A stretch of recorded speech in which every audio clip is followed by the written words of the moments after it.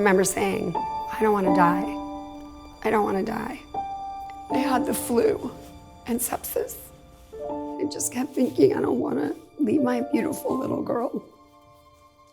Sepsis is your body's overwhelming and potentially life-threatening reaction to an infection. Every year in the United States, 1.7 million adults get sepsis. And out of those adults, 350,000 will die.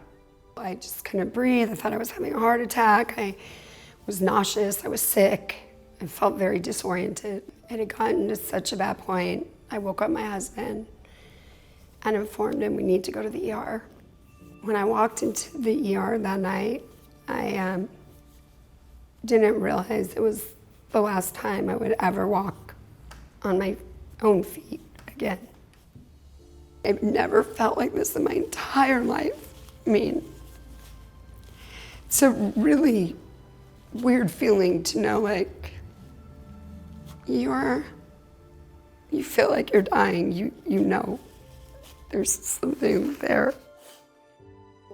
Sepsis Alliance came up with an acronym to help people, and that is sepsis. It's about time. T stands for temperature, and that would be an extremely high temperature or low temperature that's persistent. And then I stands for infection, and again, this can be infection from any cause. This can be from a virus like the flu, bacteria, fungus, or parasite. And then M stands for mental status decline.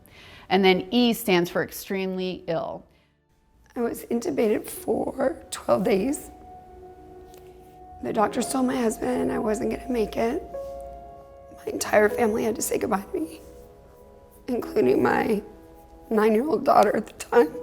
I had double pneumonia, a hole in my lung. My feet had gangrene on them.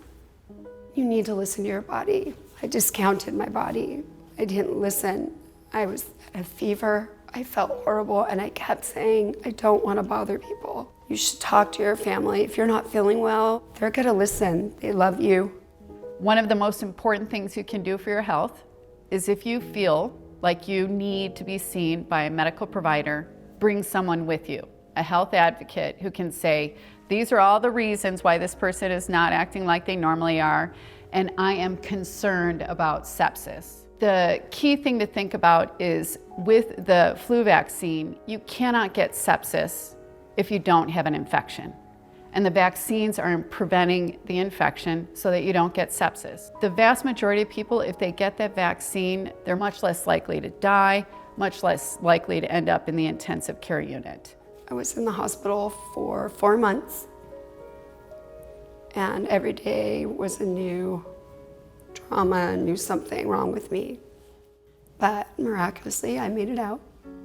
I had wonderful doctors and nurses and PT, and my family was unreal.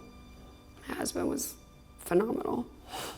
And I learned to walk and run and hike and swim and do everything that I used to do almost. Once I learned to walk, it was like the greatest gift. I love technology. I'm so glad they make prosthetic legs. It's really important to have resilience and know it's one step at a time. And it's one moment at a time. But you really need to stay positive and just have your friends or family, or get a support system. There are so many good support systems out there. They really are, and you need them. You really do. They help. Going through an experience like this in the hospital can be extremely traumatic. So it's very important that you have a strong support system with you. One of the really strong things that helps patients through this process is their gratitude toward others, toward their family, toward their faith.